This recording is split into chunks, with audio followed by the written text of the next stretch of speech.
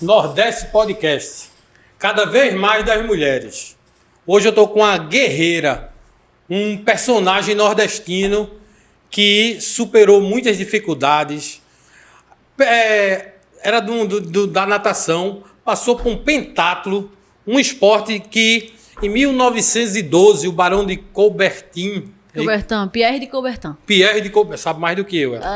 Pierre de Coubertin, ele transformou na era moderna, né? O pentatlo moderno. Eu estou aqui com Yane Marques, orgulho brasileiro, orgulho nordestino, a raiz, aquela essência da mulher nordestina, que com muita garra e muita luta, um esporte não tão popular quanto um futebol, um vôlei, um basquete, mas que nos braços e nas pernas dela, no olho, porque ela mira também, transformou o esporte conhecido hoje de todo o Brasil. Yane Marques, um prazer estar aqui contigo. Eu que agradeço o convite, o espaço. Um prazer gigante poder conversar um pouquinho contigo também, Beto. Yane, isso é um esporte de guerreiros, né? Da Grécia Antiga. E os homens eram que, assim, quem conseguia... Era outro modelo, né? Tinha as competições, modelo. Eles faziam corrida, faziam saltos, faziam isso. E no fim, os dois vencedores duelavam. Duelavam, isso. Eram provas eliminatórias, né? Começava um dia e cada prova era um dia de prova. No último momento, os atletas iam sendo eliminados e chegava no final para a luta 2 atletas. O vencedor, ele era considerado um semideus naquela época, né? E o pentatlo moderno, ele foi idealizado com a proposta de encontrar nos Jogos Olímpicos o atleta mais completo da Olimpíada. Então eu tô com uma guerreira na minha frente. Literalmente uma guerreira. Uma semideus. Uma guerreira aposentada. Uma semideus. Quem é do esporte sabe que quando a gente tem uma guerra, a gente tem uma conquista, a gente nunca deixa de ser Yane Marques. Não é verdade? O esporte ensina a gente, né? A lutar até o fim, não desistir, persistir. Né? E você é do interior nordestino. Eu sou de Afogados da Engazeira, sou do sertão, né? Uma cidade que fica aqui a 386 quilômetros daqui de Recife. E como é que uma pessoa de Afogados da Engazeira, hoje, está aqui, medalhista, uma vitoriosa, né? Essa trajetória começou em Afogados ou você saiu de Afogados e começou uma vida esportista? A contribuição de Afogados, assim, foi permitindo que eu tivesse uma infância muito próxima da atividade física, genericamente falando, né? O dia a dia. No interior, a gente vai pro colégio de manhã, faz a tarefa depois do almoço e vai pra rua brincar, correr, saltar, pular, subir, descer. Andar a cavalo? Eu andava, porque meu pai é locutor de vaquejada. E eu tinha um tio que era vaqueiro. Então, eu frequentava muito ambiente de vaquejada. E sempre tinha algum dono de cavalo lá que deixava eu montar um pouquinho, sabe? Eu ficava em cima pedindo, peiticando, mas já criou uma intimidade com o bicho, né? Com um carinho. Quando eu migrei da natação para o pentatlo em 2003, eu venci uma etapa do processo que era o medo do animal. Eu não tinha medo do cavalo mais. Né? A pessoa, quando entra no pentatlo, ele tem que vencer isso, né? As pessoas, às vezes, têm medo do cavalo e precisam montar. Né? E isso foi uma etapa que eu já tinha vencido. E eu morei em Afogados até meus 11 anos. Com 11 anos, eu vim para Recife. Com 12, eu comecei a nadar lá no Náutico.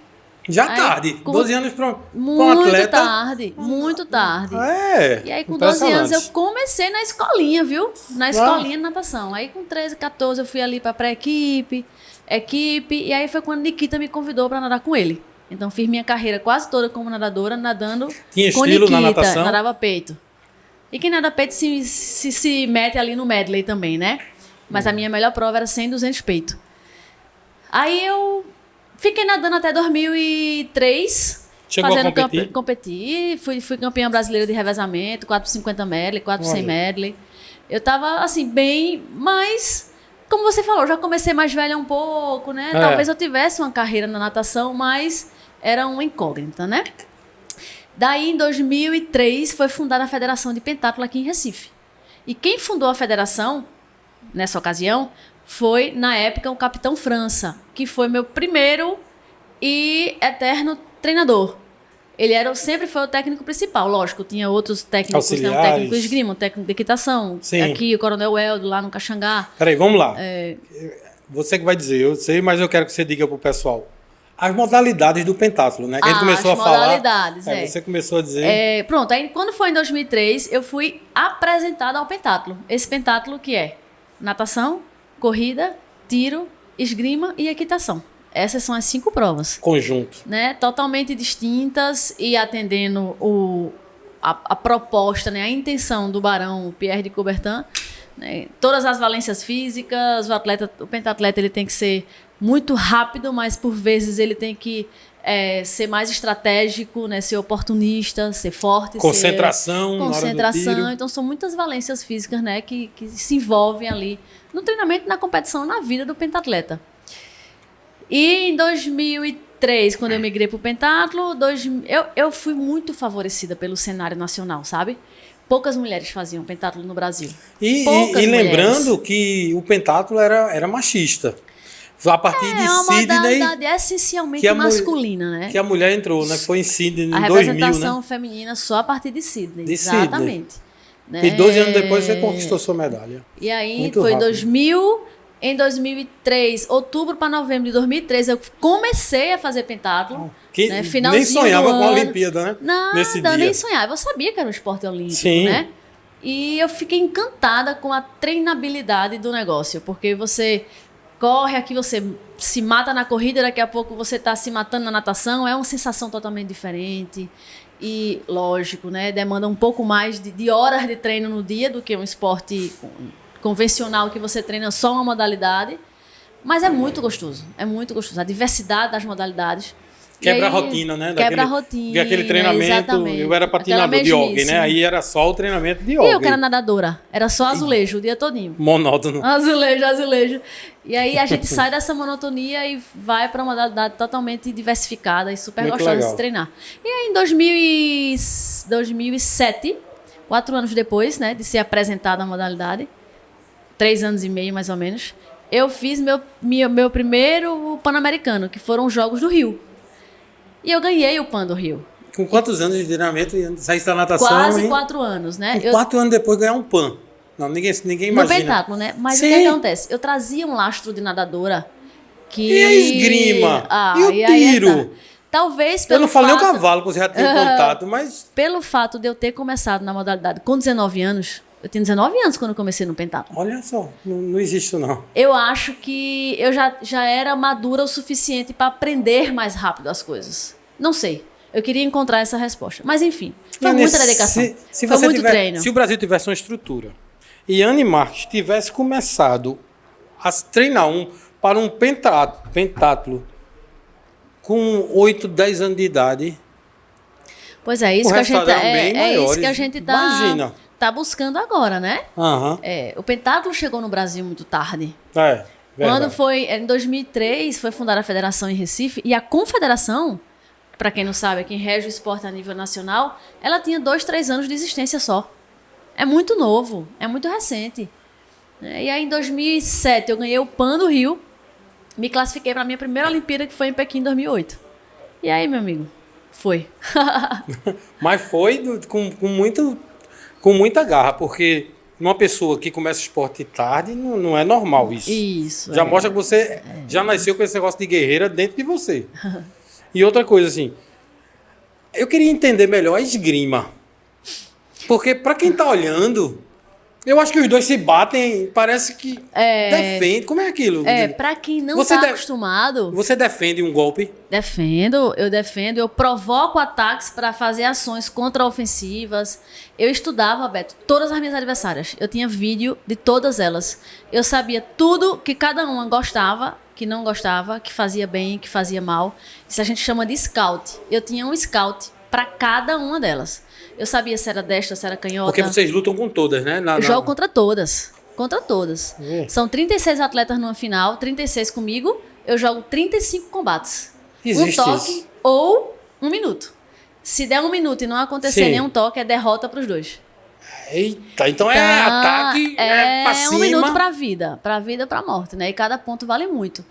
Então, assim, a questão da esgrima, que também é uma modalidade que está começando a se popularizar mais no Brasil, né? Eu estou fazendo parte desse movimento, né? De trazer a esgrima. Hoje eu estou com 2 núcleos dando aula de esgrima aqui em Recife, 2 escolas.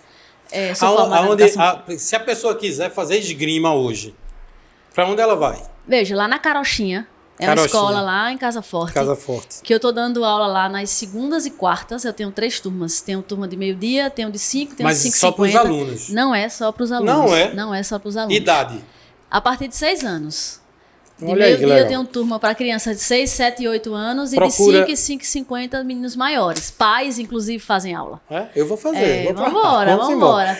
E eu procuro Iane ou eu procuro a Carochinha para me inscrever? Você pode procurar ou Iane ou a Carochinha. Eu qualquer procuro um dos Iane dois aonde? caminhos.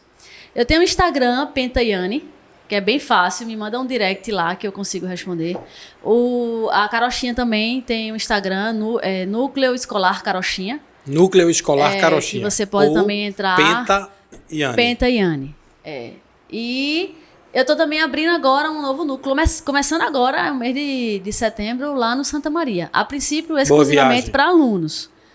E tem uma proposta Zona Norte abrir, Carochinha, Zona Sul Santa Maria. Santa Maria. Olha que legal. E umas propostas de abrir em outros lugares também. Mas eu estou montando minha equipe, estruturando, definindo meu método, né, capacitando os professores para poder a gente levar a mesma aula em todos os núcleos, nivelar igual, né? Os alunos. Partir para campeonato. Começar a competir. Hoje tem? Não.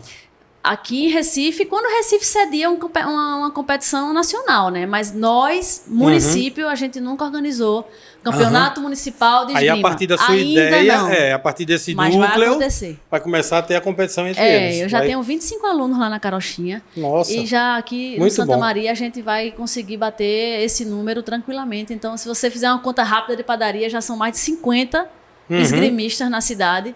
A gente consegue fazer um campeonato bem robusto, bem interessante. Bem interessante. Vamos caminhar para isso. Para Recife se tornar mais uma referência né? na esgrima, né? É uma modalidade que das 5, engraçado, a minha origem é a natação, mas enquanto professora, eu me identifiquei com a esgrima. Me encontrei na esgrima.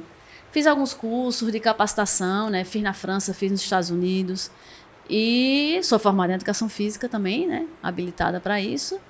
E tô aí, fazendo um pouquinho do que eu gosto. Falei que ela é guerreira, o que ela mais gosta é de esgrimar. Você é uma guerreira de sangue. Olha aí, não é muito bom. E a história do cavalo, Iane? A pessoa chega lá e os cavalos são ofertados pelo Comitê Olímpico. Isso. Você não tem direito a pegar seu cavalo e levar para fazer. Eu não posso conhecer meu animal. O animal que eu salto na prova, ele tem que ser obrigatoriamente um animal desconhecido. Por quê? Loucura, né? Imagine, a gente chega numa competição, num campeonato mundial, por exemplo. São mais de 100 mulheres competindo, mais de 100 homens.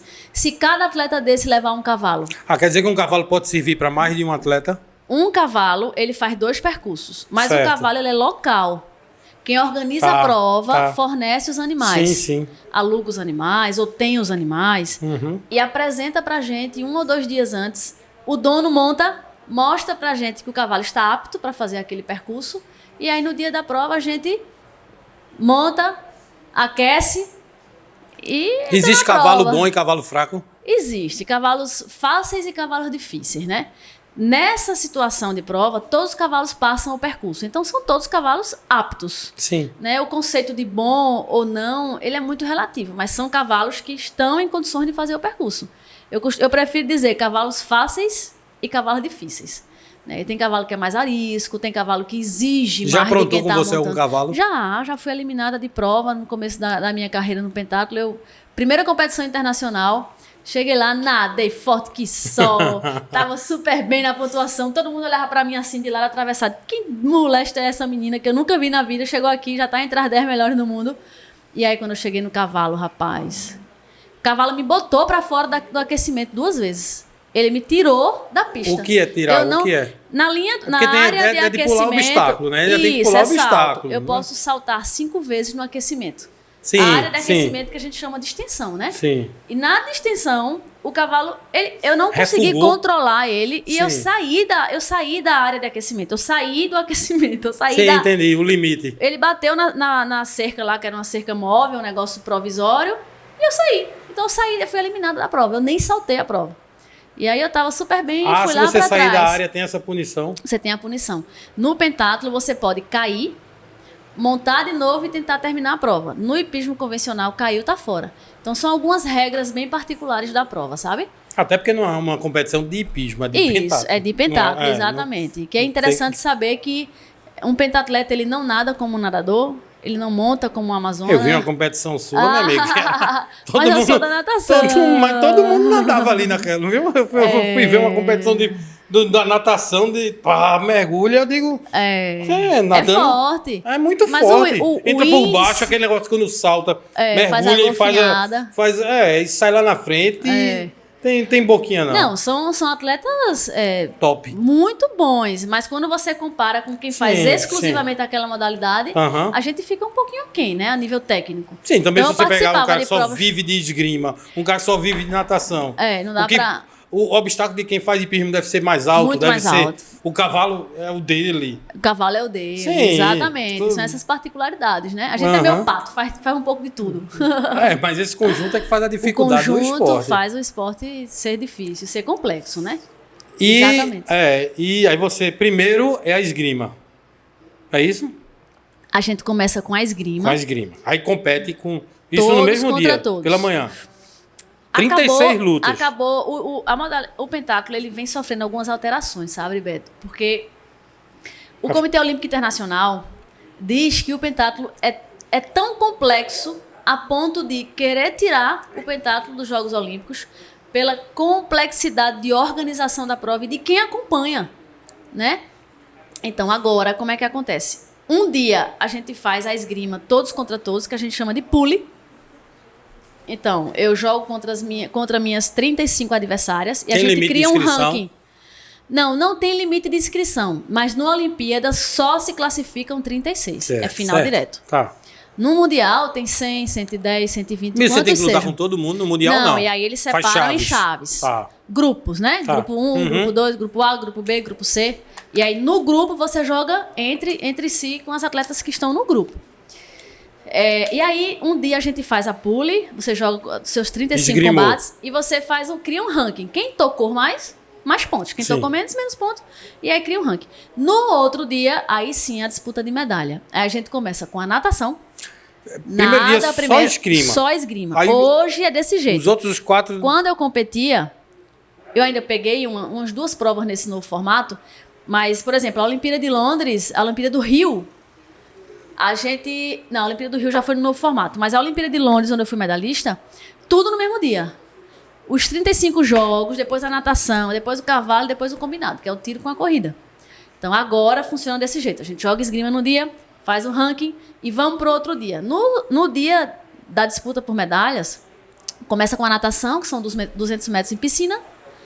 Aí depois a gente vai para uma prova de esgrima muito especial, que é assim, eles montam uma pista na área de equitação, vê que legal, montam uma pista na área de equitação, uma pista, e aí o atleta que está em 36, ele enfrenta o atleta que está em número 35, o último contra o penúltimo. Sim. Um toque, 45 segundos, um toque, quem ganha fica na pista, quem perde sai. Eita, já tirou metade.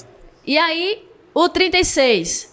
ganhou do 35, ficou na pista, sai o 35, entra o 34. De um por um. Até chegar no atleta que mais fez ponto na esgrima no dia anterior. Por 36 ganhar isso, ele tem que dar em todo mundo? Não, cada toque que ele dá, ele ganha um ponto. Sim. Um ponto de pentatlo. Então, no dia anterior, ele foi o pior na esgrima. Então, hoje, ele é o número 36. Aí ele entra em pista com 35. Se ele ganhar, ele ganha um ponto. O 35 não ganhou nem perdeu nada. Saiu, continua do jeito que estava. Entra o 34, que é o próximo. Para lutar com quem? Lutar com o que ganhou no último jogo, que foi o 36. Aí o 36, vamos dizer que o 36 perca. Ele ganhou um ponto, porque ele ganhou do 35. E o atleta número 34... perdeu, saiu. Se ele ganhar do número 36, ele fica na pista. Ele ganhou um ponto. Ganhou um ponto. Se você ficar na pista 4, 5, 6, 7 jogos, você vai ganhar, ganhar. E você só sai da pista se perder. E cada vez que você ganha um ponto. Então você pode ver 36 pontos e ninguém fazer ponto nenhum. 35. 35. Você pode fazer 35. Você luta 35 vezes. E os outros não fazem nenhum ponto. Exatamente. E aí depois a gente vai para o sorteio do cavalo. O atleta que está em primeiro lugar, somando natação e esgrima, ele sorteia o cavalo. Número 5. A partir disso tem uma relação de sequência de números que os outros atletas já sabem quais são os cavalos que vão montar. Então, se você pegou o número 5, você é o número 1, o número 2 vai montar o cavalo 6, o número 3 vai montar o cavalo 7. E na relação dos cavalos, a gente já tem um pouco da característica de cada um. Que era que eu fazia, eu e Anne. Quando a organização da prova fazia o teste dos animais, os donos montando e saltando, eu filmava todos, de um por um. Porque quando eu sorteava, eu dizia, cavalo 40. Eu ia lá nos meus vídeos, cavalo 40. E eu assistia o vídeo do meu cavalo. O cavalo, né? E eu estudava o meu cavalo. Eu sabia se ele era um cavalo de lance grande, que vencia distâncias com facilidade, se era um cavalo pocotó, se era um cavalo arisco, se era um cavalo franco, se era um cavalo que refugava. Então, muitas informações eu tinha a partir daquele vídeo do teste dos cavalos. E quem te dava